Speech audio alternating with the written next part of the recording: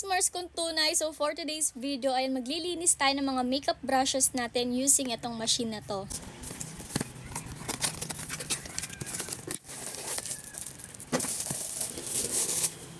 So that's it, pansit. Na-unbox na natin siya at lalagyan na natin siya ng water.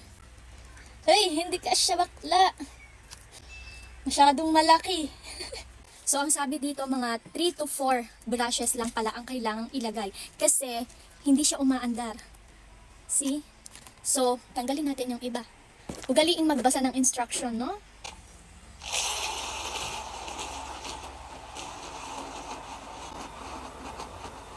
Kung mahilig kayong mag-makeup at talagang ginagamit nyo yung mga brushes nyo, ayan, perfect to as your brushes cleaner. Itong machine na to kasi alam nyo yung para malinis and safe yung mga ginagamit nyong brushes. Kasi minsan kapag sobrang dumi na ng brushes natin at hindi natin siya nililinis, dito talaga nagkakaroon ng mga acne, pimples, and dirt sa face natin. At kung gusto nyo din na to, nasa yellow basket lang yung link nito or nasa comment section yung shop link kung saan ko to nabili.